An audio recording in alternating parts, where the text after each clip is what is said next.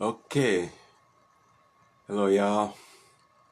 It's me today about to share some beautiful insights and ideas. I guess I shouldn't say beautiful insights. That sounds a little egotistical. Look at my insights, so beautiful. Anyway, so let's just get to it. Why are people in such distress these days? Why? And I mean, if you watch social media, if you watch a lot of people's posts in different news media, whatever, Facebook and things like that, you see this angst amongst a lot of people. It's just this fear, this what's the right word? Like suffering, because they're like suddenly the carpet that most humans count on, that little security carpet that you always assume things can never go beneath that, right? A lot of people actually are finding that there's no cap to what's possible. What does that mean? That means people are feeling very insecure. It's boiling up. And anybody who's just a little sensitive can just feel it when you're around people. You just feel like, wow, the level of insecurity, the fear is unbelievable. So, so the way it goes though is everybody's got to deal with their own issues, whatever it is. Everybody's got to just feel it. Just got to go and feel the pain. Whatever happens, happens. But we have to learn how to, in presence, feel our feelings. How to really, really be able to know that somehow, by being with what is, which is oftentimes the emotion, right? I mean, there's something going out, over there and then here. And the way to be able to transmute that is to really get heart-centered. Otherwise, there's no hope. Because without the heart-centeredness, as far as I see it, at least from my perspective, that's why a lot of people are lost. Because once anybody leaves their heart center, it's almost like a big tragedy actually. Because then one doesn't know what to do anymore. And when people don't know what to do, when there's like a lack of, that's what security is, right? How do I do this and that? Suddenly there's no security for you. That is one of the things that I really, really confront many humans at this point. Because, you see, most humans normally don't bother with, a lot of so-called deep questions, why am I here? Until they're maybe in their 60s or 70s. You know what I'm saying? So, but this situation is making people think questions that they would never have thought without everything boiling right now on the planet. So that's why I tell all my friends, I'm like, this is an opportunity for all of us, to just really, really learn how to use this time to grow, to expand. Otherwise, if one doesn't take advantage of this possibility, this door that's open right now for humanity, then what door is one waiting for? And what more can existence do than give us this awesome opportunity to really, really get our shit together, right? All humans, all of us, me included. So it's not just like I'm pointing fingers at anybody. All of us, we got the work to do. There's no if and or about it, I'm doing mine. Question is, are you doing yours? Well, how do you do it? Every time that you take the time to feel your feelings and not run away from it. Anytime you suddenly decide, or choose, I should say, that I will never run away from my feelings anymore. That very moment is when suddenly, you really made that commitment. Until then, one is just, fully around, so to speak. Nothing wrong with that, I'm just saying, to really, really, really, really be on this journey is to really, really commit to the goal. And what is the goal? It's not about over there. The goal is in here. And when people are not heart connected, that's what happens, because suddenly they feel lost. And that's part of what I notice happening to a lot of people right now. They just feel lost. And that feeling of being lost is like torture to a lot of humans. And nobody wants to feel lost because it just makes you feel very stupid. But the opportunity is there for us all to look within and try to find that little juice, that little spot in our heart where we know truth. And from there, then you can live your life from inside out. You know what I'm saying? Like, you just learn to live from inside out as opposed to from out there. You learn to like operate almost like energetically from inside, literally out. Otherwise, it's always about what can they do for me. That's what most humans have been doing, but in my view, that's not the powerful thing to do. You know, because if you keep asking people, give me, at least energetically, most people are not conscious of it, but that's the truth. Like, most people are carrying that shiver. It's like a fear, kind of shivering. And that shivering, that's part of what's being exposed right now for individuals and culturally.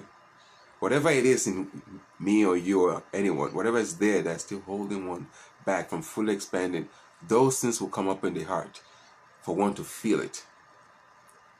And to feel it is to know. I'm going to say it again. To feel is to know. He or she that can feel is a knower. If you don't know how to feel, you can't know anything, in my view. That's part of why I've been having these conversations for a while. People talking about what is truth, what do I listen to, who's right, who's lying. I'm like, trust your feelings. That's what I tell everyone. Trust your feeling. That's what I always tell people. If your feeling doesn't agree, don't go with it. You know, because people always ask that question. They're like, oh, what should I do about this situation? I'm like, if your mind tells you something and there's no feeling behind it, don't go there. Because that feeling is the truth. But a lot of people don't want to feel their feelings, so they don't want to know the truth in a way. Because deep down, people actually avoiding truth. It's like people are doing everything but to face the truth. But the truth is, how long can we run from it? So for me, it's like one just has to choose. Say, I need to know. And to know, that feeling is required. Otherwise, there's nothing that can happen. Because that feeling is the other half. But when people are making decisions, when they listen to a politician or a leader, they keep listening to the words. Never listen to the words. Always tune to their heart. That's what I tell them. Tune to their heart. You will notice that there's nothing. There's no feeling in it. And if there's no feeling in something, that means that person is lying. He's lying. Because lies doesn't require feeling. They just have to act. It's only acting. But feelings give you reality. Feelings. Try this with anybody. Just connect. And notice, and you will see that, oh, okay, maybe perhaps that crazy man is onto something, you know. But the feelings, yeah, okay, yeah, agree, yeah, it's the feelings that really need to decide. Otherwise, there's nothing going on this planet. It would be so dull if there was no feeling. You know, I tell people this is a feeling planet. That's why it's so difficult for everybody. Because one of the hardest things for souls to learn, and the easiest also, are feeling lessons. You know, it's a fast track to awakening, but it's also very dangerous and difficult. Because there's so much possibility that can happen with the emotional feeling. So that's why I tell everybody right now that whatever you're feeling right now, take it as a bitter medicine from existence. All of us, whatever it is, bitter medicine. Because that's actually what we are all being given right now, like a bitter medicine. And if one doesn't avoid that medicine, if one can just say, okay, this is what I'm going through, whether it's pain, loneliness, whatever it is, just embrace it. Open your heart to that situation, and you'll see miracles can happen so huge one never expected it. Because that's what existence is saying. Face it, face it, face it. Everybody, feel it. So I just say, open your heart to what is. Those people that are struggling right now because of the COVID and all the situation going on, and people, you know, afraid, two armies, two sides. I keep telling all my friends, I'm like, just relax, don't worry about it. You just relax in the moment, because part of why the planet has issues is because humans have forgotten how to relax. We don't know how to relax anymore. We are so uptight, and it's partly because of the pressure of living. It's too difficult for a lot of people. I mean, that's my observation. The pressure of living has become very difficult for a lot of people. So that's why they become very sensitive. They become so, because the situation that is being created so far on the planet, what we call economic terms, are just not very human. Very, very debilitating and very painful for a lot of people. They have to work so many jobs, they don't have money, they don't have this, they don't have that. It's intense. So that's why I always feel compassion when people say they don't want to do anything spiritual, because I'm like, they're exhausted. Because just to make a living, make a buck, people have to work and plan this and stuff. And so for me, again, we can't keep making excuses, but for me, I understand it, I see it. I see how it's just like one of those means that the humans are exactly trying to tell those negativity. Yeah, that's what's been happening for a lot of people, you know. They just, it's that tension. That's what people wonder what tension. What is tension? Tension means when it's tense. And what causes tension? When life is so fucked up. People get tiny. I'm not saying they should, but it's something that often happens. And the way the system is set up is to create more and more of that shit. That's why I keep telling people, if you want to know truth, listen to whoever is telling you that freedom is yours. Freedom, freedom, freedom. That's the medicine to know truth. Freedom, whoever is offering freedom probably is honest, because truth and freedom are they're like brothers and sisters. They are one. So anyways, so yeah, there's a lot of negativity coming up. People are feeling very negative. But it's because, like, as I was just saying, it is the cup, the bitter medicine existence is giving all of us, including myself. You're reading my mind today? Oh, no, I'm not reading anything, Patricia. I'm just speaking from my heart and soul. So if that connects to you, I'm happy. This is a soul-to-soul communion. That's why you probably felt that, you know, it's our soul communion. So, well, maybe it's just my phone, but it's not giving me the option to play. I'll be back later. Hope you're doing awesome. Okay. So that's how it's going on the planet right now. You know, there's so much disease because the tension of living is too much. That's why I'm hoping very soon that people begin to realize that we have to really, really find a way to help humans become free. More freedom, more love. You smile for the first time today? Okay, you're going to do a video too, yeah. So yeah, I mean, that's what we are all called to do. Stay in your heart, feel your feelings, let go. Stay in your heart, feel your feelings, let go. That's how we can help the planet right now. Thank you, Sienna. That's how we can help Mother Earth. The more we can be present, more in our heart, more open-hearted, the more we can help Mother Earth. Otherwise, it's insane. We just got to play our own part. You know, just share the love. Just smile at somebody, you know. You have your mask on, I don't know, smile with your eyes then. But I feel like today, I mean, there are days when you pass by people and they don't even look you in the eye. And to me, actually, it's a little sad. Because the way I read that is when people are afraid to look each other in the eye, in my view, I feel like that civilization cannot last. It cannot. Because one of the ways people really connect is through visual. And visual, and also by smiling and connecting. Shan, how you doing? Yeah. Hey, what's up? Yeah, it's by looking at each other and heart to heart. When the mouth is closed and the eyes are not even connecting, I'm like, wow, what is going on this planet? I mean, I don't think it's going to jump from eye to eye, you know. Hey, hi, Kisada from Costa Rica. Yeah. So it's about just really learning to just really be in the present moment and allowing one's heart to feel the pain and not denying our shadow. You know, we all love doing that. You know, it's part of what we do. But the thing is, I keep sharing that it's good to minimize how one, you know, is hiding one's shadow, because it tends to splash out. If one can be present with it and start working on it, feeling your pain and everything, then, you know, it doesn't have to splash out. But when one represses it, that's when you have this often these candles or whatever. Because existence is saying, look. Otherwise, it's just easy to just look at it. I'm not saying it's easy. I shouldn't say it's easy. But to be present with what is, feel it, and release. Otherwise, it's so much pressure that people are feeling on the planet right now. It's unbelievable. I mean, when I talk to people and I just feel where they are at, and I'm just like, wow, this is what's happening right now on this planet. It's unbelievable. It's just, you know, it's the space, the energetic intensity that's going on the planet. People are stressed out. That's why I keep telling my friends, please, let's be patient. Let's have compassion for each other, because everybody's stressed out. And when people are stressed out, they might want to act it out. So I'm like, let's talk. Let's have compassion. Even those that we don't understand what they're saying, I'm saying, let's just have compassion for them, because you don't know where they're coming from. But we keep judging them from a distance. And I'm like, we can't do that. We just go, you know, really, really, really, really, like, try. At least try to come in the middle, because what I see is so much extremism. Everybody thinks they're right. That's what causes war. When people are not willing to come together in dialogue, they're going to come together in war. Somehow, that's how the universe works. If we don't come together in dialogue, you're going to come together in war. So come together in dialogue so that it doesn't turn to coming. Life will force us together anyway. Life is a genius. Life knows how to force us, you know.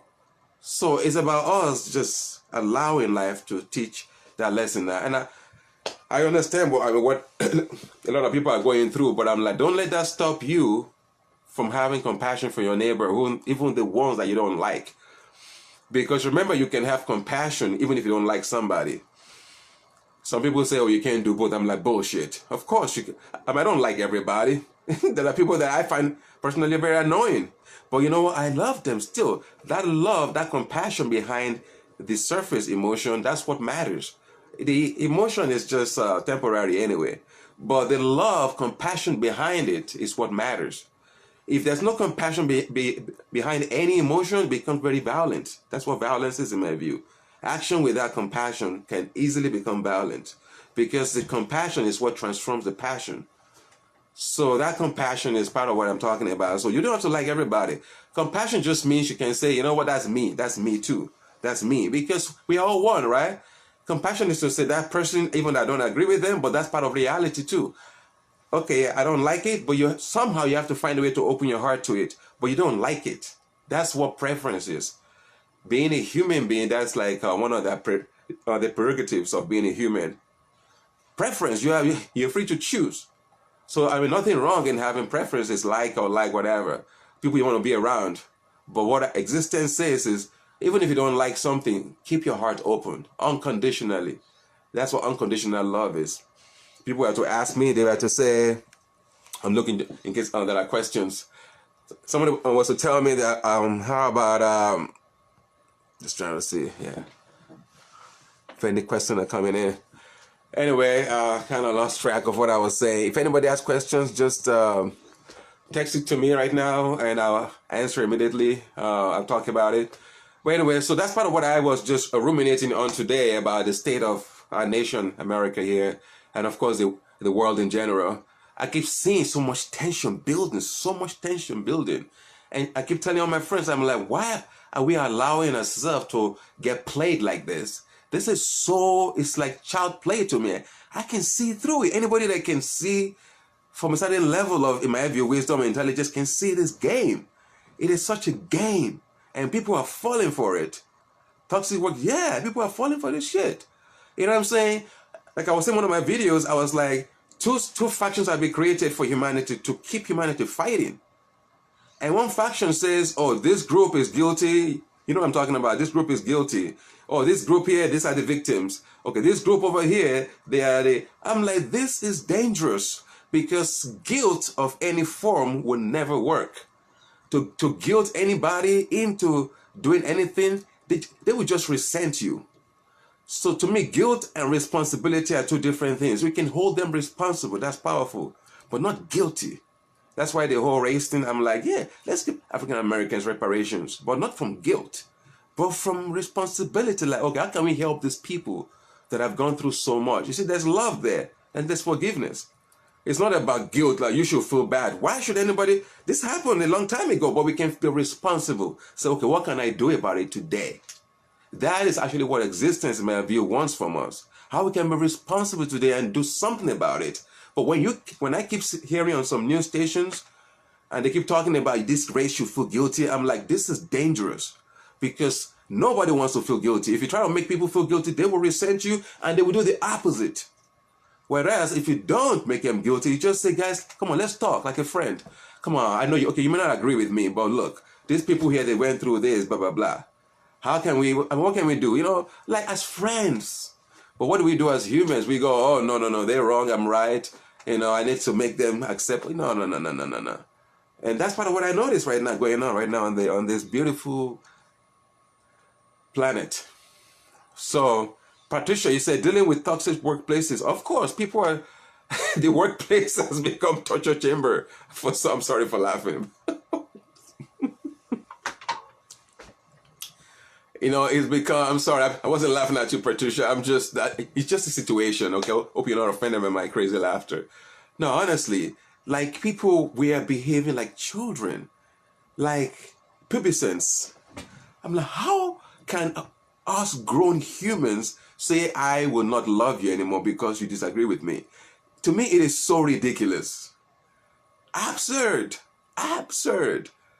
So, okay, I disagree with your idea. Okay, good. Thank you for laughing with me. I'm like, I disagree with your idea, not you. But for a lot of humans, they don't know the difference. That's part of the issue. They've colluded who they are, their true self, with their ideas. So when you say that idea, I don't like it or I don't want to subscribe, it's almost like a life-threatening situation for them. It's like you're choking their neck. It's like you want to kill them. That's how they feel in their nerves. If you read them in their energetic body, they're like, oh, because people say if you ask for accountability, you are automatically saying they are guilty. How can we hold people accountable in a better way? Thank you. Good question, Eden. Yeah, thank you. People say if you ask for accountability, you are automatically saying they are guilty. How can we hold people accountable in a better way? Thank you. Beautiful question. Thank you, Eden. Well, for me, I'm not sure what your views on this are about, I'm just going to speak as I see it from my own being. Yes, people have to be held accountable. I totally agree with that. You have to. But to me, accountability, it requires, in my view, great wisdom. Otherwise, so-called accountability will become easily just ripping people off. And to me, okay, people will say, what's the difference? Who cares? It matters because energy always shifts. Energy shifts from one place to the other. The victim always becomes a victimizer. It's guaranteed in the karmic loop of that soul. If a soul has integrated itself and realize it is both, that soul will keep coming as a victimizer. Oh, that game we keep playing, and I'm not trying to make light of it, but I'm just speaking from my own knowing, right? So, but once the soul learns that I'm both, then there's forgiveness because you've seen that I'm not holier than thou. What people often call accountability, which in my view is not true accountability, is almost like, let's see how we can squeeze them out of everything. That's what it is. And that's why sometimes people react to that word. They're afraid. Because it's like, it reminds people of what's happened for centuries or ages. When a certain tribe or race, they've been, suddenly they get power, they basically destroy the other side. It's like, they call it, let's make it accountable, but there's a negativity behind it. That's what I'm against. It has to come from love and forgiveness. Like, for example, I'm for reparations for black people. I am. People might be surprised, but I am. I'm like, come on, let's pay these people, I don't even care if they give me anything. I'm just saying, for African Americans, but accountability, not vengeance. We don't want to destroy the American economy. That's not going to happen anyway, but you get my point. Like, it's something that just is a flow system. Otherwise, it's just pure vengeance. That's why I'm very careful about that word. How can we hold people accountable in a better way? Yes, in my view, the way I do that in my life and in my own being is everybody that I see to me is a friend. You see, if you see everybody, even they might hate you, but if you can have like an open heart to whoever you meet, no matter what, just doesn't matter. You just keep your heart open. They might annoy you, like I was saying earlier. People can be annoying. I find people annoying, but I never close my heart to them. If you can keep your heart open like that, then you can truly hold people accountable because it will be coming from love, not from vengeance. That's how, I'm not saying you're going to do that. I'm just talking generally, since that's your question. I always tell people, use compassion compassion has to be behind it. Otherwise, people owe $30,000 and then they end up paying $1 million. That's, to me, that's way too much. Come on. You're going to have to kill them to get all that money. And that's what I call slavery. And that cycle has been going on for humanity for too long. That cycle.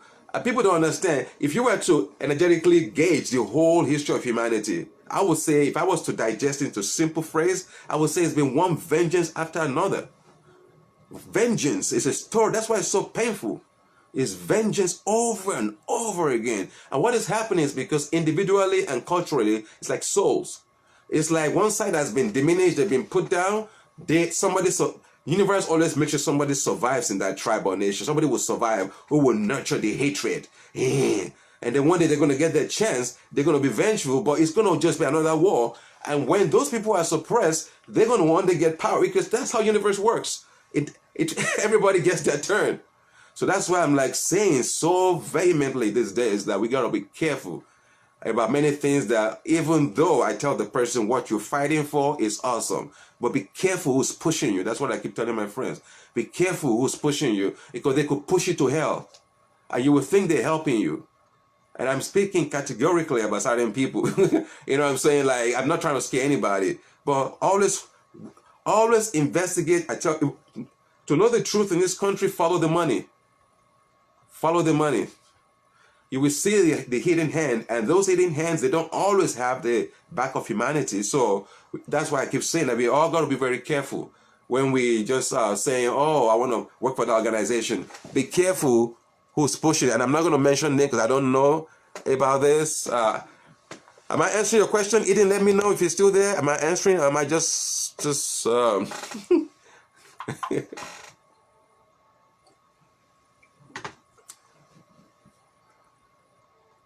Oh, okay, good. Yeah.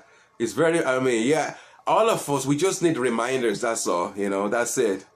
Just reminders, because we are also on the way home. Thank you, too. Thank you. Thank you for being such a beautiful, open soul. Thank you. Thank you for joining tonight. Yeah. 'Cause it's just the love behind it, Otherwise, we've all played all these roles. Please. That's sometimes one of my favorite jokes behind closed doors with my friends. I'm like, these jokes, because I'm like, we've all been around. We've done things to each other. We have. That's why, I mean, I know I might make some enemies from this. They say you're downplaying that people's suffering. But I guarantee if you look behind that history, you will find they did that to somebody else. It's just the way the universe works. These are cosmic principles. Until it's resolved, it keeps coming up. Until it's resolved, it keeps coming up. And that's what's been vengeance after vengeance for humanity. So that's why I'm like saying it's time for us to use a new approach. And what is that approach? It's not even that new, but it has to be taught to humanity again. And what is this new teaching? It is about love, forgiveness, and truth. Love, forgiveness, and truth. If one can carry any of this energy or all three into any action, that action will be beautiful, guaranteed. Because if one speaks truth as much as one can, and you're putting love behind it, and you're doing what you can, you are making a sacrament to existence. It's like making a sacrament. Your soul, just like 30 minutes dinner, eating in deep presence, it can feel like you've been doing meditation for like a year. If you can really sit down and really, if you can really sit down, suddenly, boom. Those moments of deep presence are worth, sometimes I would say, like 10 years in the monastery sometimes. Because sometimes people in the monastery are just sleeping or whatever the hell they're doing there. I don't know. But if you can do this at home, you wouldn't need to go to the monastery. You would just be deeply awakening in your life, wherever you are at. Just moments of deep presence, that's all. Because it tends to add up. It keeps adding up till one day you are fully drowned. You're drowning in it. And you can't even escape anymore. And you don't want to escape because it's so beautiful. So yeah, it's about just drowning and drowning in that state. And then one day you just because you've been having those deep moments. Don't let anybody tell you that it's happening more in an ashram or some. No. Some ashrams, yes, but some. So that's just part of what I wanted to share today. And I hope I answered your question a billion times. And if any more questions, just write it for me right now. Anybody has any question, put it up right there, and I'll speak a little more tonight. The sun is right in my eyeball right now. I would have turned on the live on screen. Bad joke. Okay. So the absolutely. But that neutrality has often been misunderstood. Just to say a little bit about that, the humility or neutrality. It's often been construed to mean one doesn't care. I'm not saying you do that, I'm talking generally. One doesn't care. The truth is, true neutrality is the most blissful thing. It means you are blissful to it all. That means you're sending love to it. You're sending beauty to it. That is being truly neutral. If one's neutrality is not joyful, it's not true neutrality. That person actually is very dangerous in my view. I'm not talking about you, just talking generally, That person is cold motherfucker. There's a cold person because either way, it's like cold as hell.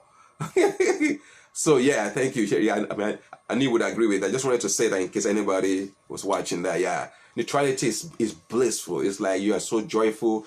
You bless everything. That is neutrality. And that's what you send to every activity. It doesn't mean that you don't have preference on your human level. As humans, we're always going to have preference. It's the way it's designed. Preference. I'm talking in meditative state. Oh, okay, good. Yeah, thank you. Thank you for clarifying that. Yeah, one attains this neutrality state that breaks the shell. You know, the shell that a lot of humans have around them. It breaks that egg forever. Once it's broken, that's it. One cannot come back probably. Because now you're free. That's what incarnates people is that egg for lifetimes. Once it's broken, that's it. Anyway, I don't want to digress too much. But for those who are in the mystical types, I figure maybe you might like that conversation. Yeah. So, what else? Any questions? any insights? Oh, how to handle the energies when it's too much? Yes, how does one handle the energy when it's too much? Well, to answer your question, Patricia, I would just say one thing. All energies have to be welcome. One can never say too much to energy. If one ever says too much to energy, that means one is denying. That's what being denial is. Thank you. That's what it is, to be in denial. When one says that energy, I don't want it around me, you are denying that. And that's what people call sometimes spiritual bypass. It's not like there's a road where you have the traffic and everything. It just basically means that there are things you've refused to look at. That's it. Very simple. It's not even that much of a big deal. Because once it's sin, it's like it opens the vent and the energy oozes out and boom, it starts coming to out for liberation. So when the energy is a lot and you say it's too much, it's because you don't trust yourself yet. Hopefully I'm not putting you too much on blast, Patricia. But I'm just speaking truth. I just say it the way it's coming through me. So don't say it's too much. Universe will never allow the energy that is too much for you to be present with to rise up. Never. If it's coming up, that means you have enough presence to handle it. But we've all been told, yeah, we've all been told that, yeah. We've all been told that, to keep it cool and to be. Now I'm like, no. It is about the intensity. That's what it is. The intensity. Let's see. So when the energy comes out at you like that, when you feel it, just if your mind tells you, "Oh goodness, I'm not ready for that," that is the ego. Don't listen to it. Just say, "Thank you, ego. Thank you. I love you." Don't listen to that. That's one of the things I wanted to speak on tonight. Don't listen to that. Just say, okay, thank you, ego. Don't fight it either. Just say, thank you, ego. And you come to the present moment and you look that energy in the eye. Whatever emotion you're feeling, look at it through your third eye. Look at it like Shiva. Remember that picture, story of the Shiva? Look at all desires, whatever energy. Look through that third eye, or at least through your heart. But better, it might be through the third eye. Just do that. You will realize that your awareness expands. That's how you use those situations to grow. Whenever situations come, don't say, oh, I can't feel this. Just say, I can handle it. And just sit down, or even if your emotion be very present, so that you can really feel the energy. And once you feel it, it dissolves fast, pretty fast. They've been waiting for you to be present with them, that's all. And now that you've given them their food, they just go, thank you, master, and they go. They disappear. Done. That's what it just transforms and you expand. So easy, so simple. So I was just saying, never, again, this is just my view. You do whatever you want to do. So sister, yeah, we tend to look at energy as good or bad. Yeah. Well, it's because of the education I'm talking about. Humans are so educated to look at things in a dichotomous way. It's always this or that. Yeah, alchemy, exactly. So people, thank you. Yeah, Patricia. Yeah. We tend to look at energy in a good or bad because it's what humans have been brainwashed so much that they can't get. It's like a prison.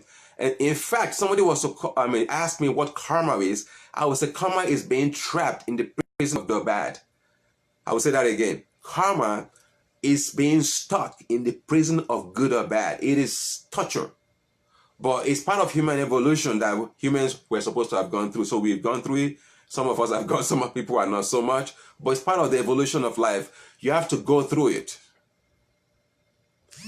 Okay? You just have to allow that energy to come in. So, let me see.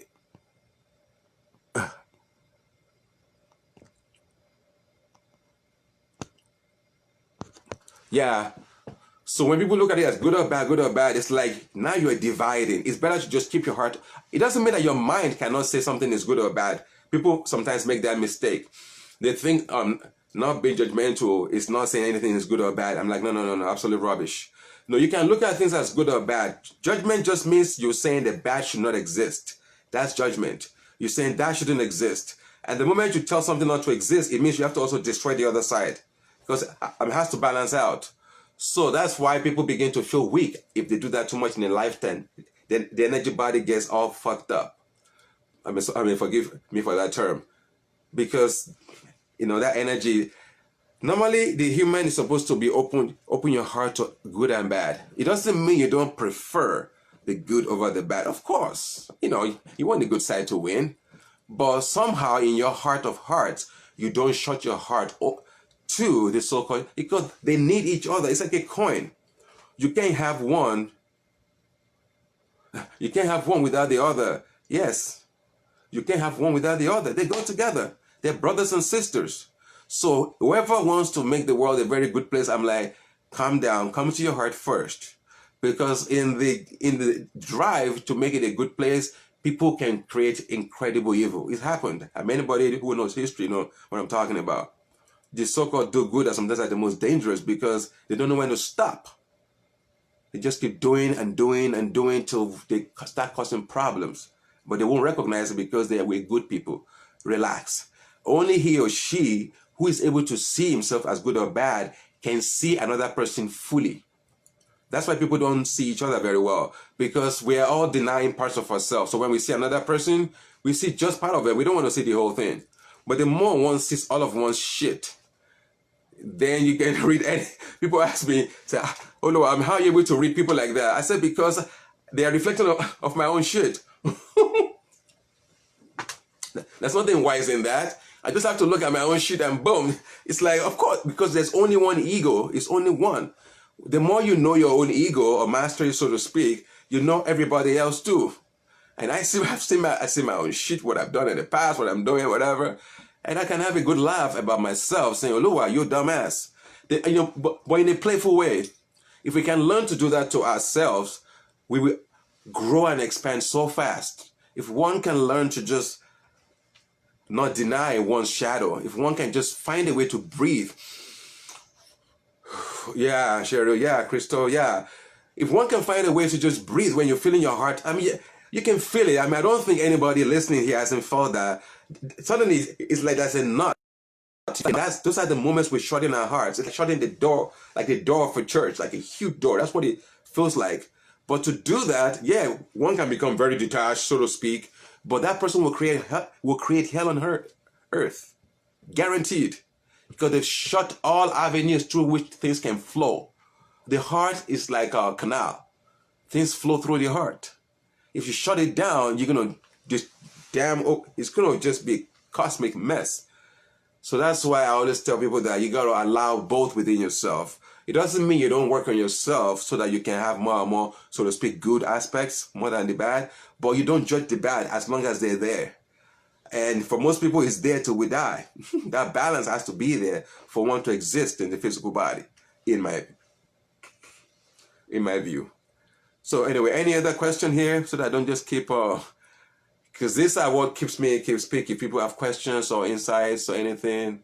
And I hope I'm answering the questions that I've been presented so far deeply. I mean, each topic that I'm asked, I could talk for 10 hours on each. So I'm just trying to keep it very so that people don't get bored, because I know the attention span of how this thing works.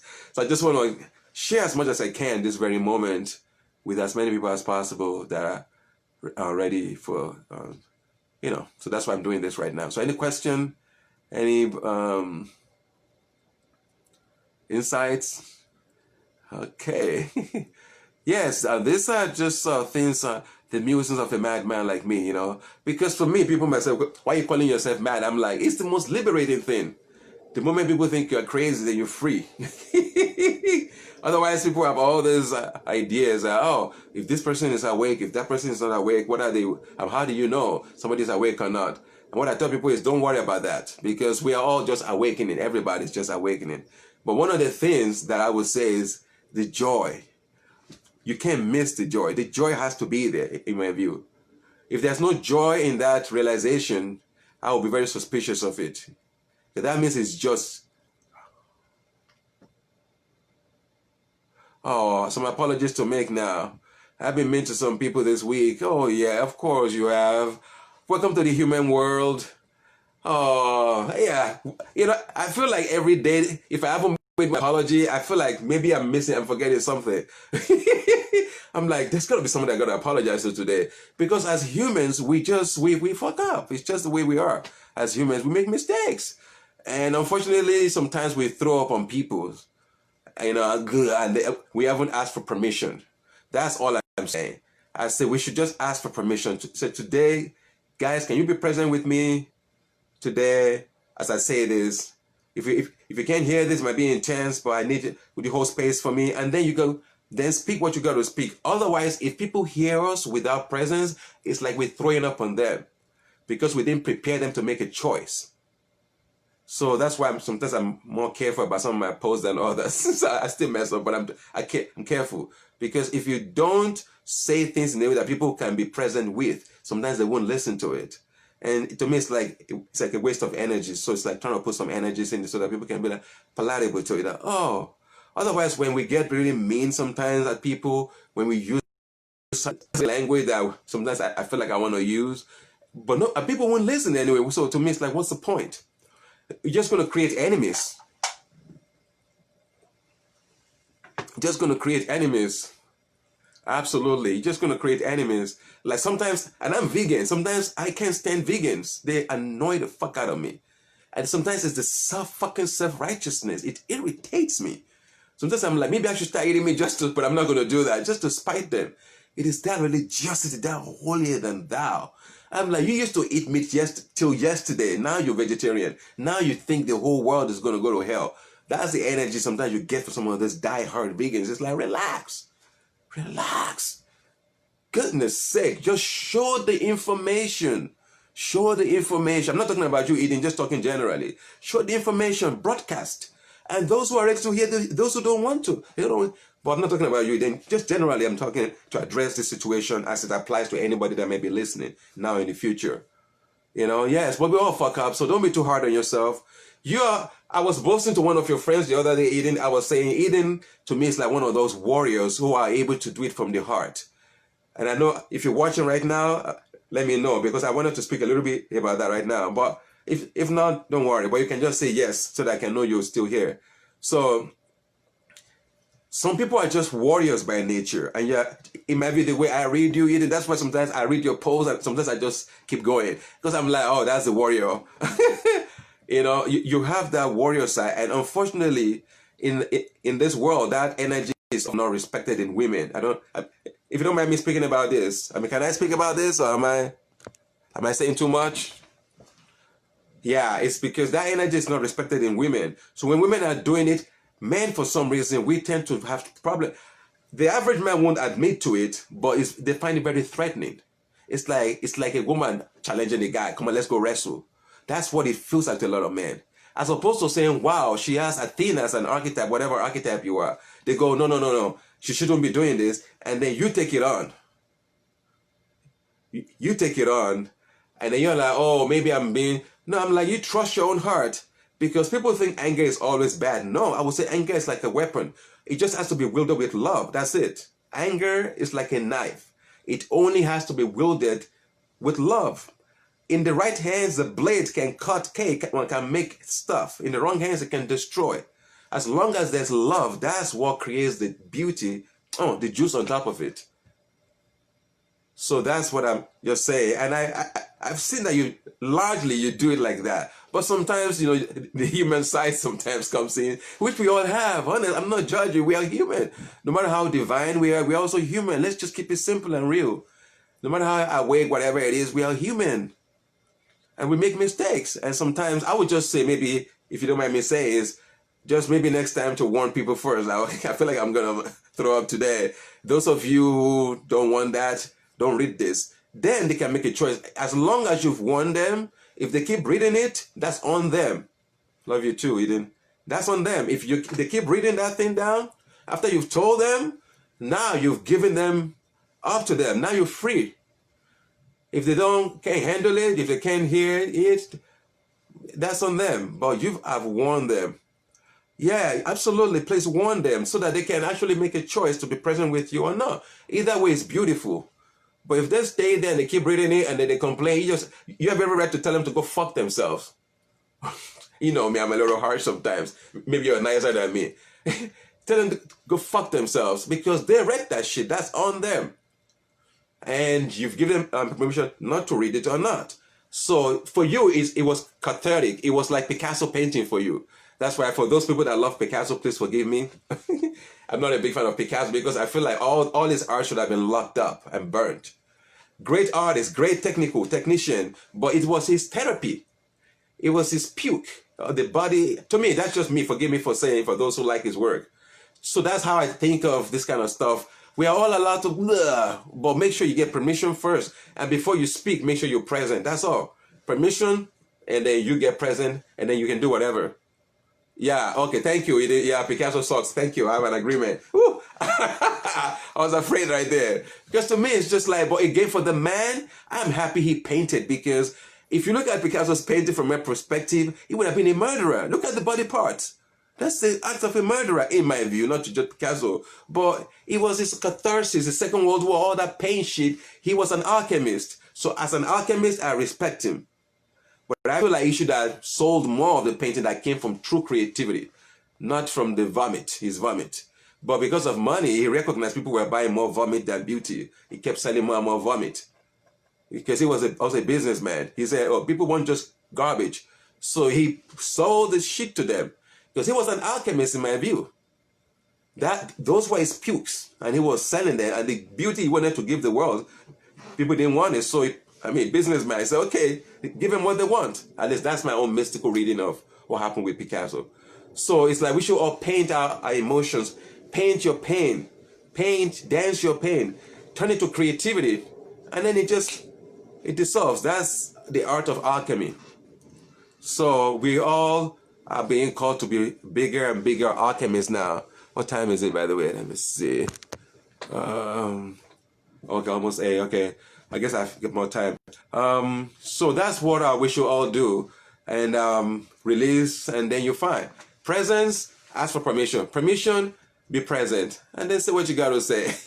Then you can laugh at them, actually. I feel like it's allowed if they still complain about what you're saying. Because they're missing who you are. Actually, from Professor Olua. Those guys are missing the beauty that I see in you, both sides. People have to see the both of you, but people tend to focus on one part of you. That's part of the issue. They can respect you as a warrior woman, like want to fight for what's right. That's part of your love. You love it. But they can also see your heart so that they'll be less offended by the way you say it. Does that make sense? But they can feel the heart. There's a love behind it. Wow, there's love behind it. Otherwise, they're just judging. They're just saying, oh, why is she so aggressive, blah, blah, blah. Why is she just doing this? Shut the fuck up, blah, blah, blah. Yeah, that's what's hard. Yeah, I can imagine. So what's hard specifically? What's hard? If you don't...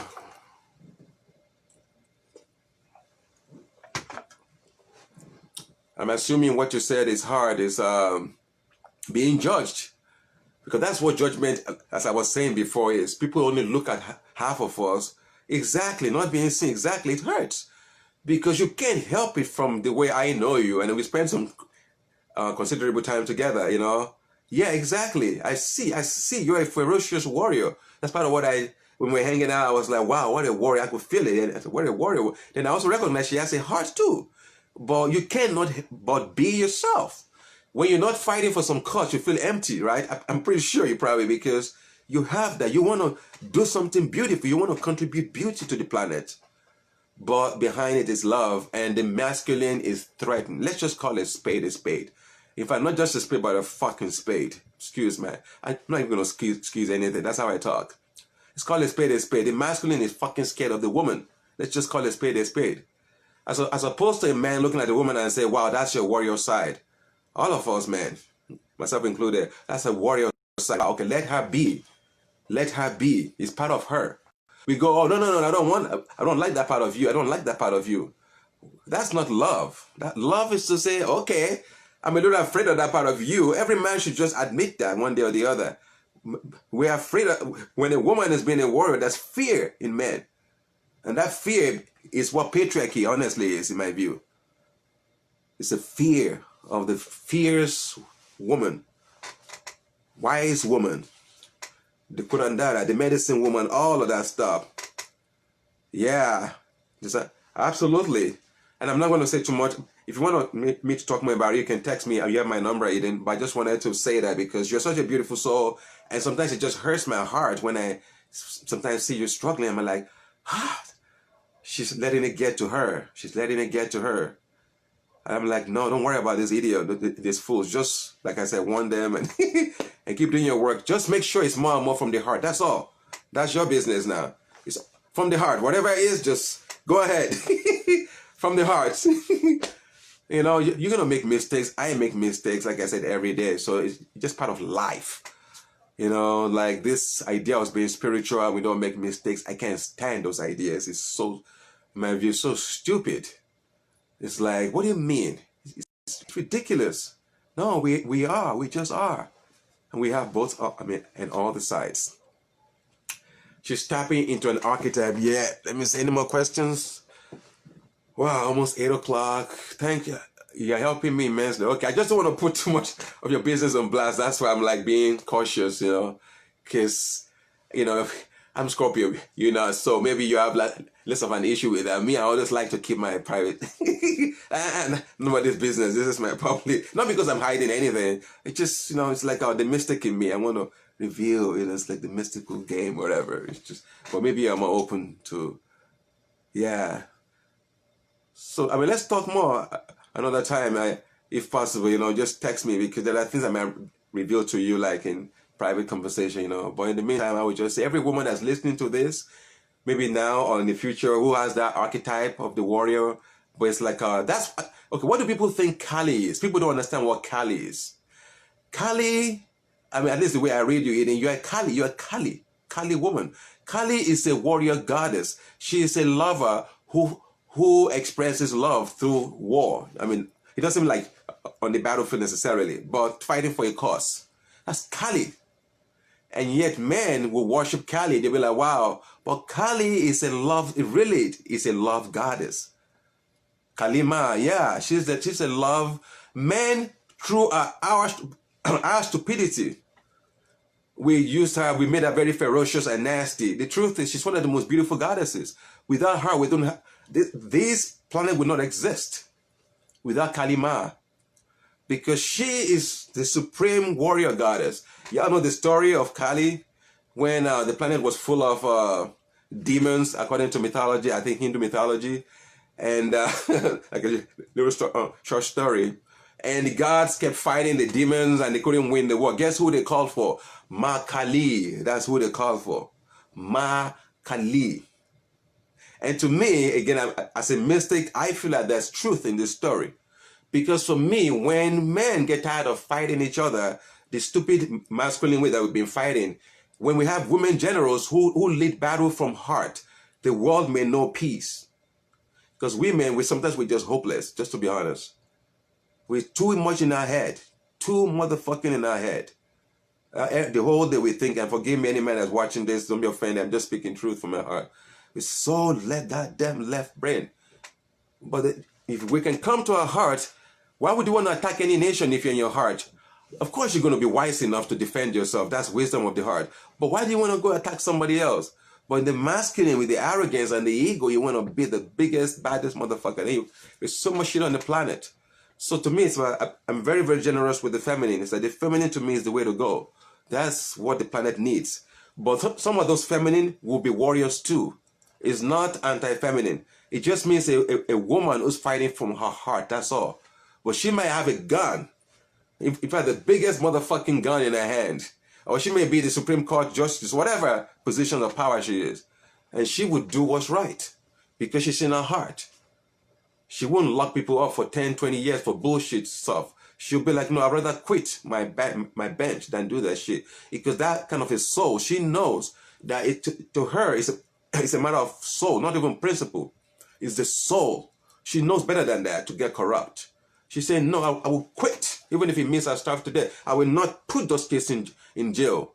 Whatever. If she's a cop, she will refuse to make wrongful arrests. In fact, she will put money in people's pockets. If it's a she, if it's a man leading from the heart, he'll be like, oh, I wanted to arrest you, but I noticed that you just don't have any money. Are you hungry? That should be, it might be the future of changing humans from the heart. As opposed to just from this left brain law and order is so fucking rigid. You know, so left brain. Like if this, it's like a robot. This do that, then you got to punish. But you don't look at the person's circumstance, how they got to where they are. Where's the compassion in it? And man, we have created such a stupid planet. Where's the compassion in our so-called justice? That's why I made that post that day. Where's the compassion? In the name of justice, we lock people up and we allow them to get raped because we think they're just bad people. To me, that's so inhumane. Inhumane. Totally inhumane. That's not justice, Mary. That's vengeance. And anybody who supports that, to me, is not really thinking right or being in their heart. Nobody in their heart can say that person, okay, let's allow them to get tortured. I'm not saying it's going to be like a boardwalk or easy for them, but there's no need to torture them either. Because that just hardens their soul. People think it works. It doesn't work. That's why I'm against it. It doesn't work. It doesn't fucking work. People come out more pissed. More pissed, more twisted, more fucked up. Because they never felt love. That's why they fucked up in the first place. And now you don't even give them further love. They come out with a vengeance to society. It's like they're saying, look at me, I'm in pain. Can't you see me? That's part of what some of these criminals are saying loudly to humanity. Can't you feel my pain? Can't you see me when you walk by me on the street? You didn't feel, no, I have to make it so loud. I'm not justifying it. I'm just saying that's what sometimes it makes people act the way they act. Because we have pushed some people to the sidewalks as humanity. I'm not talking about you, Eden. I'm just going off on the question. So I'm talking generally now about the way the world is. You know, how we all as humans are to be responsible for the situation, myself included, all of us. Because that's, to me, the difference between guilt and responsibility. Guilt is negative. I'm not for it at all. So anybody, I'm just going to say up front, anybody who tells me that some race needs to feel guilty, I don't want to hear it. I know they're going to say, oh, Lua is not being flexible. He talks about, to me, it's just, come on.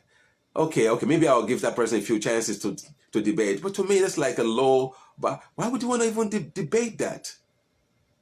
To me, you know, it's like, come on. But again, I'm open to any kinds of debate. I should keep my word. Yeah. Any questions before I just keep running? Any insights, anything? Are we done here? If you have any questions, anybody still watching, let me know. Because this is just a love song to my friends and those who want to hear what the fuck I gotta say. That's why I can't speak any way I want to say it. Speak because I know everybody watching are my friends. That's how I see it. Well, that's how I see humanity anyway, as friends. So, who else cares for a good cause? Yes. But as long as I always say, we gotta make sure we're not being self-righteous about anything.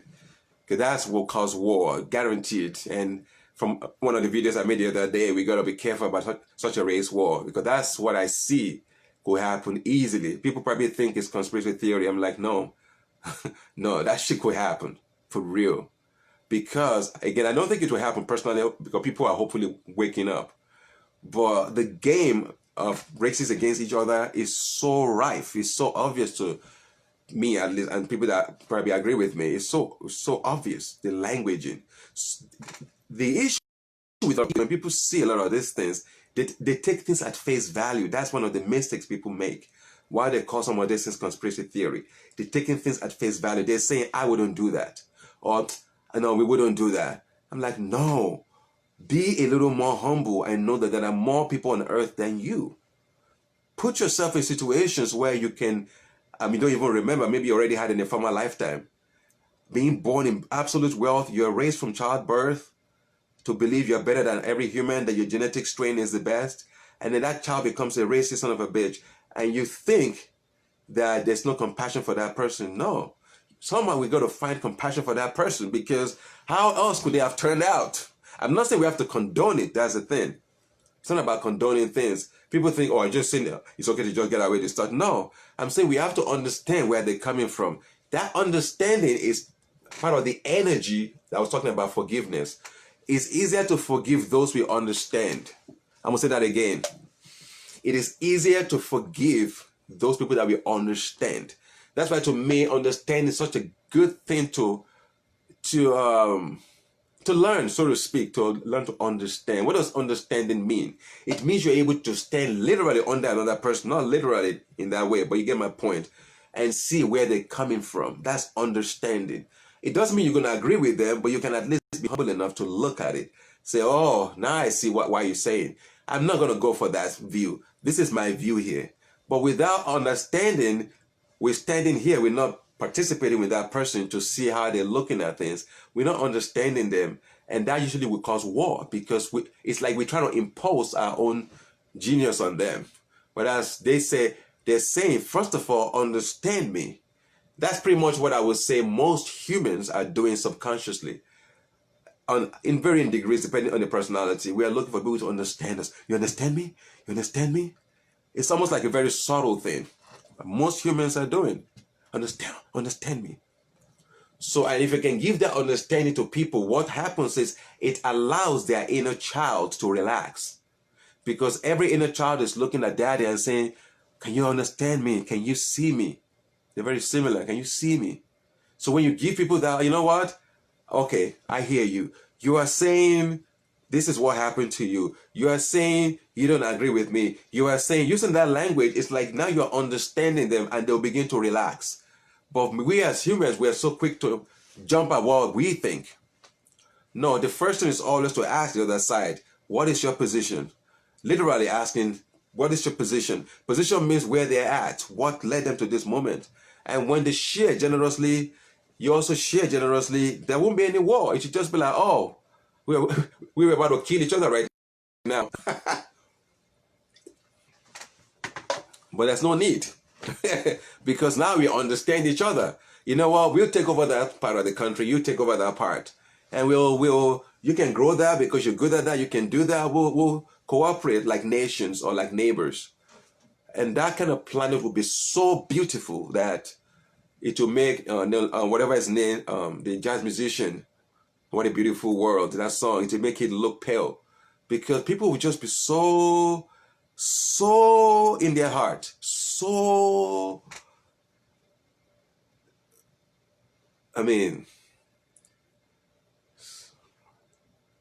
literally, so at home, so relaxed, so in the now. Empathy is very important. Yeah, I didn't even see that. Somebody just, yeah. I'm working on a model having to do with forgiveness. Yes, a lot of people are doing that, So, forgiveness is a big thing for a lot of people, including myself. I'm not putting myself on a pedestal. Forgiveness is sometimes it's a tough one. So I totally, have compassion and understanding for you.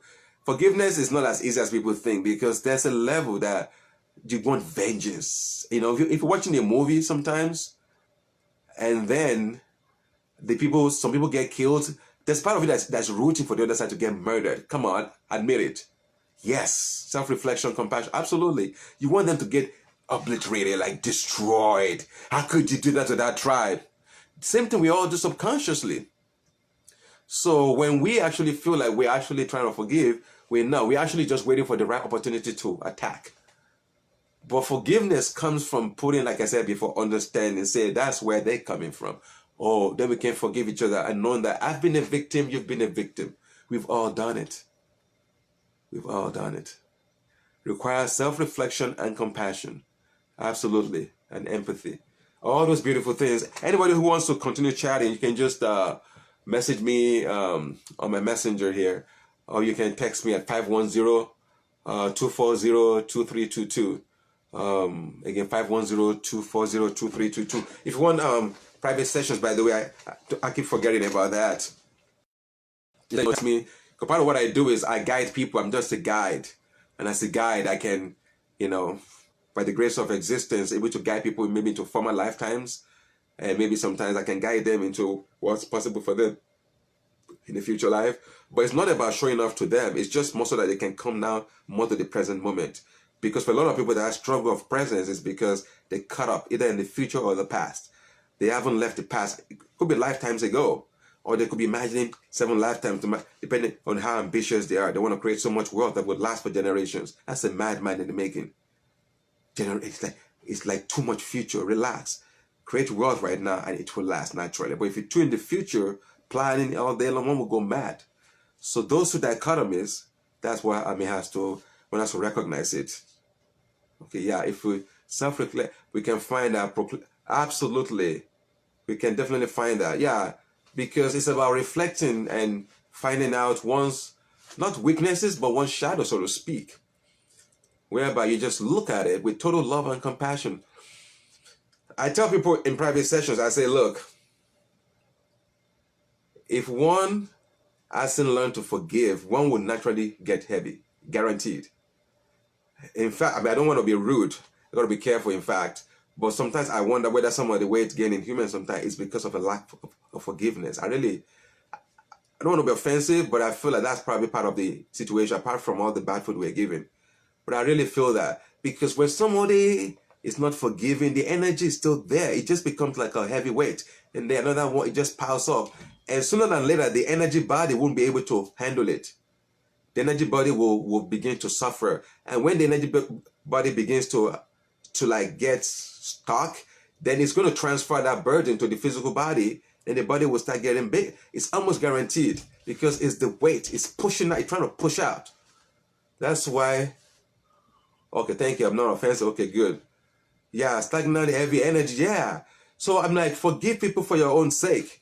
Don't even worry about that food that hurt you. Even if it's me, forgive me, please. But you just forgive, please. That's what I do every day. I forgive. I just forgive. I don't even know who I'm forgiving. I just forgive. Because I love forgiving. Because forgiveness is bliss.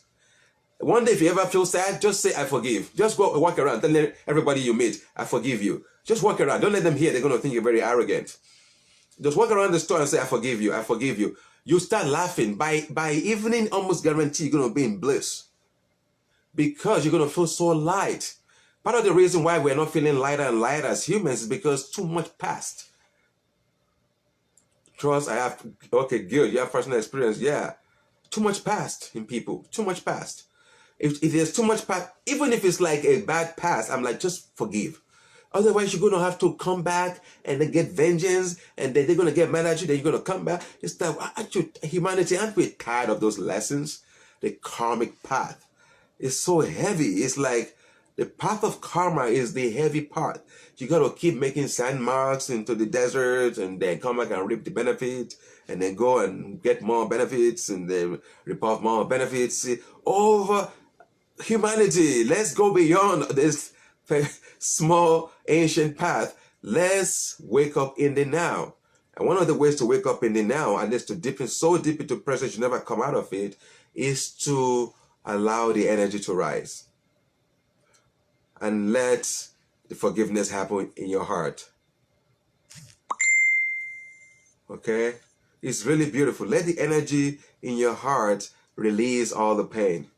And we all, at this point in human history, we are all being charged by Mother to grow up. And what does grow up mean? People think growing up is you're able to pay your bills. Sorry, I like to laugh a lot. People say to grow up is to know how. I'm like, no, that's nonsense. Well, that's part of it because you want to take care of people. In fact, it's part of the external expression of it, But for me, on a deeper level, it's more about how you are in your heart and soul. That's what it means to be responsible. Without forgiveness, we manifest all types of disease. As I practice forgiveness, my body and mind is healing. Of course, keep doing it, my sister, please. And message me on, after this broadcast, because I want to keep up in touch with you. Yeah, because I know, do this. This is one of the most powerful techniques, honestly. I've never taught anybody this in this lifetime. Because I don't read about this and I just know it in my heart. Try it. Just go, walk around, just say, I forgive you. At first, it might seem a little weird. Just keep trying. I forgive you. One day, you'll be a forgiveness machine. Before people even hurt you, you already forgave them. That's the only way to keep the heart open. Keeping the heart open means even before you hurt me, I'm already open to you. Even after you hurt me, I'm still open to you. That's true forgiveness. Otherwise, if it's temporary, it's not forgiveness. That means it's just vengeance. He's just waiting for the opportunity. Oh my goodness, that person is in trouble. Yeah, because you just biding your time. Yeah, so yeah, it's just keep doing it. Keep doing it. You'll see in like a month or two, if you have any kinds of stuff going on in your body, you start feeling better. Honestly, it's like one of the best things to do. It's like a little gift I wanted to share tonight. The path of forgiveness. Just walk around like a madman or woman. Say, I forgive you. I forgive you. I forgive you. When sometimes you remember what you did in a former life or in this lifetime, just tell yourself, I forgive you too. Say to yourself, I forgive you too. I love you. I love you so much. I love you. Say that to yourself. Because the more we forgive ourselves, the more we can forgive another person. We all know that, don't we, of course? It all is from inside out. Most of us haven't forgiven ourselves. So how can we forgive somebody else? It's virtually impossible. Impossible, like some people would say. Because everything is learned first. That's part of the growth of the soul. We've been here many lifetimes. We collect it so that it's the pattern that creates the individual soul. And you've learned many lessons. All of us, we've learned so much. And that lesson continues till one day we're like saying, okay, enough lessons. And what are those moments when I say enough lessons? Those are the moments when we're like so sure. We're like, universe, I am ready right now. I will not move an inch unless I wake up. Universe will be like, deal. That moment of choice or decisiveness is what people call awakening. On some level, is the soul. Is the soul suddenly saying yes to existence. When the soul says yes, immediately the universe responds because it opens up and boom. But one has to be honest with oneself. Even if you like everybody else, be honest with yourself. I have a book I'm trying to publish. I'm going to hopefully publish this year. You can message me so that you can know when it comes out. It's about, part of the book is about how to just love how to just love. But that's what is missing very much on this planet. We have forgotten how to love. When people think, oh, what is he talking about? That's romantic love, all these love songs. And I'm saying that's not love. Those are lower levels of love. The love I'm talking about is what people sometimes call agape. Agape means your heart is open like a door, open agape. That's love. And most of us humans, we don't even know how to do that because it's not taught. People just say, be strong. What does that mean? When a father tells a child to be strong, I always want to smack him. What do you mean be strong? He should be saying be sensitive. Be sensitive. That's what parents should be telling their children. But we think we're going to raise ceases, whatever. But I'm like, you're going to destroy that child. If you keep saying be strong, that boy or girl will start repressing their feelings. Because you're saying that's not good, don't feel that. But if you say be sensitive, that includes being open. So to tell a child that from a young age, it might be one of the best things a parent can do to a child. Just keep telling that child, be sensitive. Children can feel it when you mean it from your heart. They feel the energy. Okay, that means keep your heart open, keep your heart open. That means that child would never close their heart. And by the time they're 21 years old, they'll more than likely be awakened or deep levels of awakening because they never close their heart. But what do we teach our children? Be strong. That's basically saying be an asshole because that means they're strong. The way the child hears it is not like you saying be a superhero. To the child, it just means being insensitive. Don't feel it. Just toughen up. And when many millions of people in a country, on a planet are toughen up, what do you think is going to happen to that culture civilization? Endless wars. Because they are all strong, looking to be who's going to be the strongest. after I'm done asking. Well, that's what a lot of people are doing by mistake. You know, they want to be the strongest person. I'm like, no, forget it. Be the most sensitive. The planet belongs to those who are most sensitive, in my view, in my not so humble opinion. The planet belongs to those who are sensitive, because that's who Mother Earth is asking for right now, to be on our back. She's telling all of us, Oluwa, all of us, be more sensitive, because a culture that's sensitive cannot be so greedy, avaricious, warmongering, can never happen, because you will feel the other person's pain. And when we feel other people's pain, we don't torture them too much, because you can feel it too. That's what it means to be empathy, to have empathy. The moment you start torturing them, you feel it like, oh, I can do this. It hurts. It hurts me. That's being sensitive. Suddenly you hurt somebody. Immediately you feel it. That's what it means to be sensitive. And when people block that, that creates very mean assholes, because they can't feel that anymore. Otherwise, it's already part of the inbuilt mechanism of the human body and mind. It's already weaved into it to be able to say, okay, that didn't feel right. I'm not going to do that again. But because we become too strong, we don't sense it when it bounces back. It always bounces back. When we do shit, it bounces back like, ouch. But you don't feel it because you have an armor. You know? So it's about opening the heart so that when we do things, like, oh, okay, that hurts me too. Doesn't feel right. Literally, doesn't feel right. That is, so somebody who will never do what doesn't feel right. That's why when people say it's being egotistical, I'm like, that's nonsense. The most beautiful people are the people who will never do what doesn't feel right. People are like that. That's being narcissistic. I'm like, no, that's not being narcissistic. If somebody doesn't train that part of oneself to know what feels right, how are you going to create a beautiful world? You test it on yourself. That's how it goes.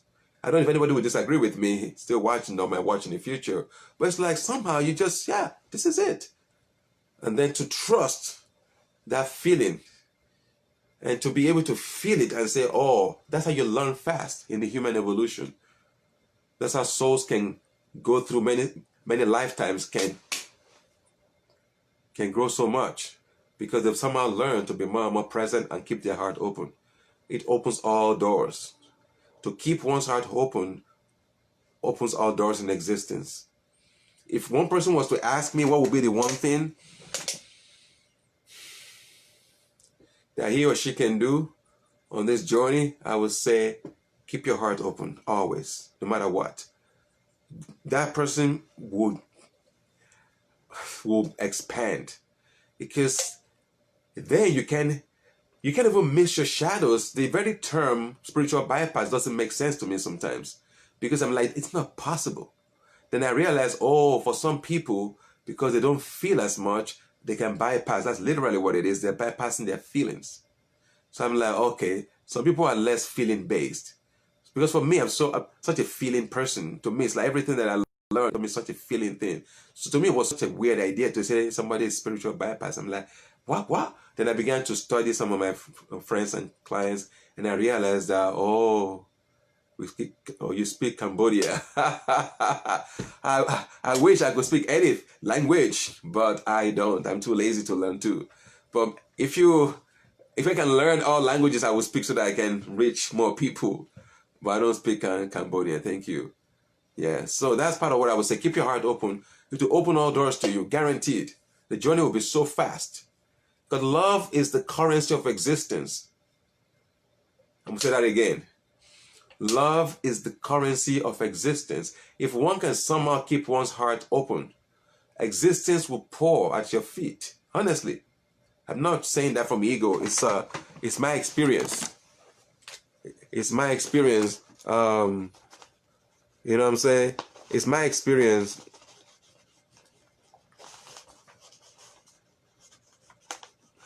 In my experience, those who have that love, it's like somehow universe will find you. It's like love is a magnet. I don't know who I was talking to recently, telling them, love is a magnet. The more love you have, you basically magnetize the whole of existence to yourself.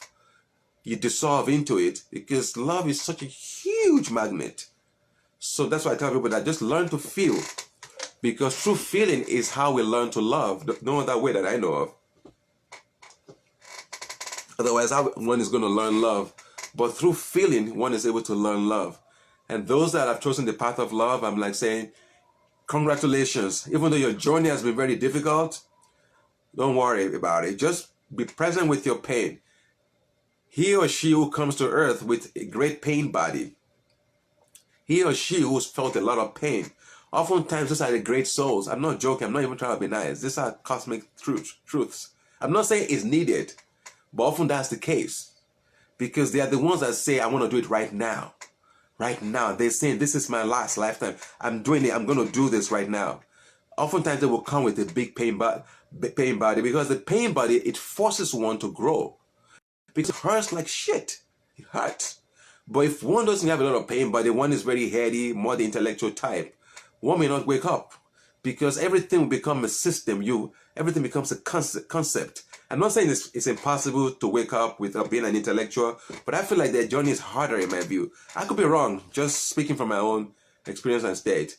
Like, because it's the path where you have to really meditate a lot. Love you too, love you too. You have to do a lot of meditation because you're trying to look at these thoughts over and over again, so that they can dissolve like the matrix. They can dissolve in front of your eye and melt. That's what everybody that's doing meditation is about. It's a path for thinkers, but it's a difficult path because you have to have the right diet. You have to do this and that, and I've done this. For most of my life now. But I tell people that that's the difficult path. The easier path that I want to teach as much people as possible, I want to share with many people, is the path of love.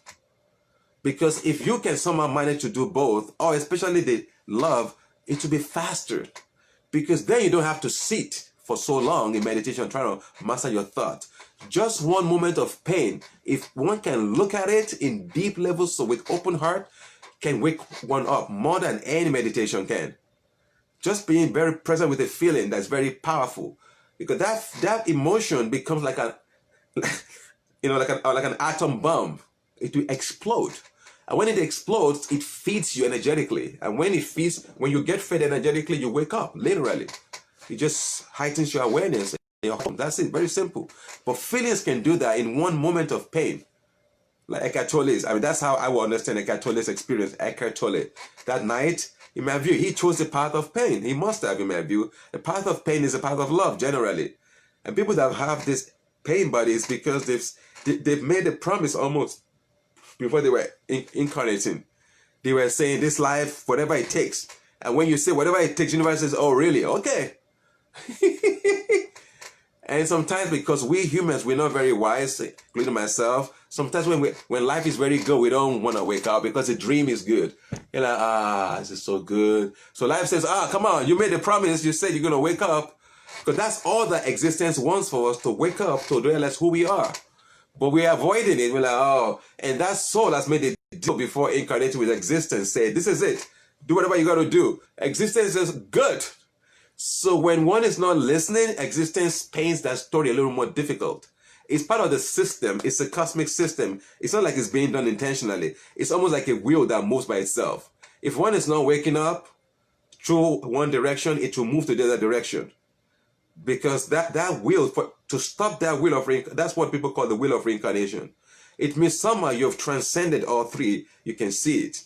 And then you don't have to keep making that choice. Otherwise, it's that or this or this or that. Until in that moment, then one can just realize and be like, oh, this is it. Now I know. Not from ego, but from a deep level. I don't speak Cambodian, but I feel the heart of your Cambodian. Blessings to you, I don't know if it's a man or woman. Very well, but thank you for enjoying this with me. It's been so much fun. Yes, somebody... Yeah, I wish I could speak Cambodian, but maybe somebody can translate it for me real quick before I probably stop talking tonight. Somebody can translate it for me that's watching still. If you speak Cambodian miraculously. I'm always open to possibilities. You never know, right?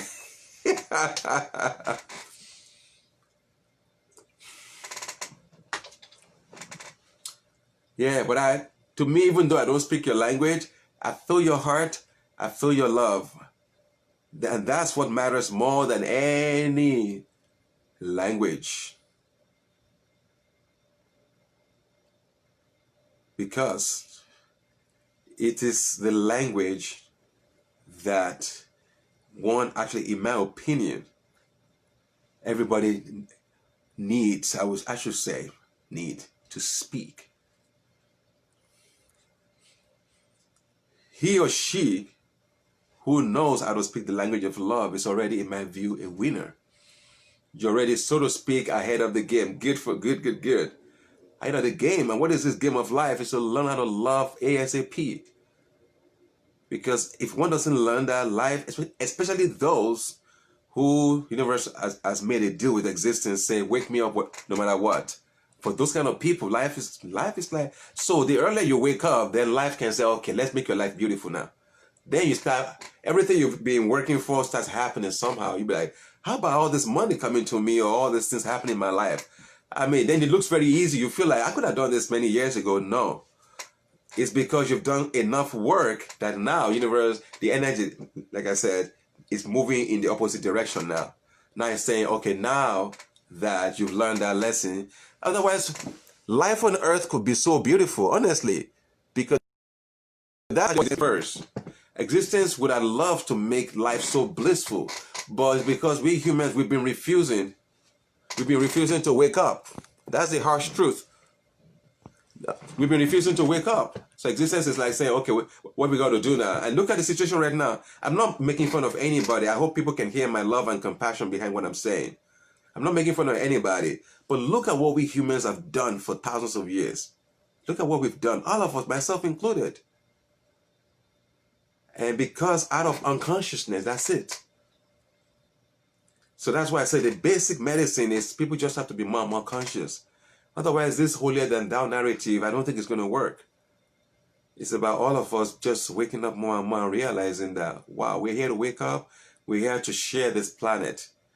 Because the very earth, in my view, is a planet that wants to share. She's the galaxy, like I tell some of my friends, in my own experience, the way I know things, this earth is the physical manifestation of the very existence, is the very galaxy itself in physical form. And that means she has to allow every being. That's why this earth has so many aliens on it. For those who are into that kind of discourse. Love is the answer, yeah. Because she's welcome. That's part of why this has become so difficult lately. Because everybody wants a piece of the pie. And some of these people don't know how to share. And they take over countries, and then they start wanting to take things over, then there's wars. Otherwise, this earth is big enough for many races to share. You just have to not be so greedy, that's all. A little palapa house, a little yard. Then we can have billions of people easily. But everybody wants to own a whole state and reserve it for their family only. That's part of the situation on earth, where there's so much homelessness and stuff. Some people are going to tell me, well, you don't believe in abundance then, Oluwa. I'm like, relax. I believe in abundance, but to me, it should not be used as an excuse for greed. That's what I tell people. What people often call abundance is nothing but greed. And that's not abundance. Abundance means you trust existence. So why do you want to hoard $1 billion? That's not abundance. You are a thieving motherfucker. $2-3 billion? And people say, what a good person. I disagree. Very difficult to be good at billions. It's greed. It's a greed. Well, abundance is to say, oh, I have my yard, I have my little property, whatever it is, you and your family. Okay, good. But you're not trying to own the whole neighborhood and the whole thing. And that's too much. Now you're getting abundance means things that whatever you and your friends and your family and your community need, you have. That's abundance. And it can vary from tribe to tribe or country to country because everybody wants different things. And there should be many communities on the planet from the way I see things. Many communities of different types, some this and that. People can just pick and choose, say, oh, I like the way those people are living. Then you stay for a month, oh, that's not my thing, then you move to another one. Why not? But everybody wants to dominate the whole planet. That's part of what I see on the global level. They want to take over and force everybody to live life according to their own terms. And I'm like, no. This planet is a planet for many races, and that's how it is. We just have to learn to share. But only an open heart can share. Without the open heart, sharing is a myth. And I use the word myth, not in a positive way. Like, it's just garbage. It's because that, yes, it's just garbage. Absolutely. In my view, of course. I shouldn't say absolutely. Anybody has questions? I was going to make this a little short today, but Betty Salinas is watching. Yeah, I wish I spoke this language here. I would have loved to answer you, but what to do? Shannon, yes, you're right. Love is the answer. Like the hippies used to say, love is the answer. All we need is love, love. All we need is love, love. Love is all we need. It's true. But not the kind of love the hippies were talking about, in my view, I suspect. Just my own suspicion. Because I feel like if that movement was for real, for sure, I don't think right now what we have, and not to blame the baby boomers who I love so much, they're beautiful people, but I feel like the planet wouldn't be where it is if really the principle or that love energy was allowed to expand. But I feel like a lot of these people were just teenagers probably at that time. I wasn't alive. And what they talked about, what they meant, they sing in this song, but I feel like deep down they're just talking about romantic love, which is beautiful. Romantic love is beautiful. But I'm talking about love where the heart is fully open I shouldn't say all the time, but every moment. That's love. And if you're teaching humans that, how to love, how to keep the heart open, even in adversity, and some of my friends, some of us have been through some things in the past few months that have been very painful, but somehow we're still here. And that's why I commend all my friends, anybody watching or will watch this in the future. Thank you for being here, because it's been a little difficult for a lot of us lately, the anger, the pain, and all the stuff rising up for a lot of humans. And it was already predicted by the Mayans thousands of years ago. I mean, for those who are into that kind of things, it was already predicted. Totally predicted. These are times that will test the soul, and we're all being tested. And only the bravest souls chose to come at this time, in my view. So those who are here, I say, you guys are fellow champions, but because this was predicted. No mediocre soul, so to speak. I mean, that's not really the truth. You can't really have a mediocre soul. But you get my point. Would have chosen to come at this time because it's been very trying for a lot of us, at least for the past couple months. But the truth is, this situation is meant to bring up pain so that we can feel it. And those who don't want to feel the pain, we just feel the anger. So I require people to feel the pain. And if you feel the anger, let the anger loose. Then it can turn to compassion. You can start laughing maybe. But just feel it. Allow this to be like a medicine. Because if one can digest this medicine, whatever is coming up for you, just breathe, be present with it, whatever it is for you. If you can do that, you just actually might attain whatever your soul has been wanting to attain for many lives. This is an opportunity for a lot of us, because in this moment of heat, it's very powerful. It can allow for spontaneous awakening. If one can just learn to feel the pain, because it's intense. Whatever it is you're feeling right now, trust me, I probably felt it in the past couple months now. I might have or not. But the thing is, it's not to run away from it. It is to be present with it. Allow it. Breathe. Let it in. Let it touch you. Feel it. Let it cry. Be present. Allow. Digest the medicine. That's all Mother Earth is saying. She's saying, help me digest this pain. She carries so much pain for us humans. And all of us have taken birth to express parts of this for her. So let's not run away from this big, beautiful work. Good drink for drunk, doubling down, punk, Paris. So that's part of what I was talking about, So you, my friends, I hope I wasn't too preachy tonight. I just wanted to speak even deeper from my heart. And sometimes I feel like or maybe, I don't know what it is when I speak from my heart. I wonder sometimes if I'm being too preachy. I hope I'm not, because I don't like preachers. Because for me, this is just more like a sharing. Even though it might sound like preaching, I hope you don't hear it like that. It's just me sharing from my heart. Maybe I made a few mistakes, maybe not, it doesn't matter. What we're here to do is just to share in love, joy, and peace. And I hope whoever has watched tonight has had some benefits from watching this, because I sure have. Because this is not a one-way traffic. To share this is always a joy for me too, because on one level, Oh, not preaching. Okay, I didn't know you were still watching it, and I thought you left. Yeah. So because preaching to me is so annoying, and I try. I'm pretty sure I probably do it here and there, but I try to avoid it, because preaching has an energy of holier than thou, and nobody wants to hear it. It's so offensive. It's almost like you're slapping. It's like you have like I mean, not you, just generally. It's like you have like a nasty cologne underneath people's. They can smell it from a mile away. That's why I don't like doing it, because it's so annoying. It doesn't work. It doesn't even work. What's the point? What I prefer to do is just broadcast. That's why I like this medium. I just do many videos. I just broadcast it. Because I don't know it's going to land. When it's going to land, I'm just throwing it. Because I trust existence, that whoever is meant to hear whatever will somehow be listening, or they'll find this video somehow. I trust it.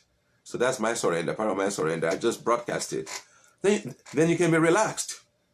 You can, these are my views. And people, you can't really fight a broadcast. Somebody said, I'm going to go fight that broadcast. They're going to sound insane. What do you mean? I'm going to go fight that broadcast. You're going to say, what an insane person. That's how it is. When you just share it, when you just broadcast energetically. Some people will still be offended, whatever, but somewhere in your heart, you will be at peace. You just feel it. It's unmistakable. There will be no guilt in you. Absolute no guilt, nothing. Because somehow you know that you did your best, you just broadcasted it, and if they're taking anything on it, that's on them. You will just feel this natural peace. It's not a bypass. You just know so much peace in your heart. You just feel it. It's just the truth. It's like, no, that's on them. That's your projection. I'm not taking it. Put it over there, or whatever, shove it up, wherever you want to shove it up at. Lovingly, compassionately. But you have a right to tell people to shove it up in the right places. Because that's on them, and they want to put it on you so you can feel guilty now. You're like, no. This is what I'm doing. So I share with people. I say, just broadcast your views. Don't preach it. Preaching is you try to convince them. You're like, yeah, please, there's an energetic wanting, and it's so offensive to people. You just broadcast, these are my views. Some people will say, wow, what genius. Some people will say, that guy is high on some shit. Some people will say, you are crazy. I don't give a damn. I don't care. So those people will ask me, like, Oluwa, how do you do this broadcast without feeling self-conscious? I'm like, because I don't care. But it's not because I'm an asshole. Maybe sometimes I am. But for me, it's because I'm just broadcasting. So somebody is judging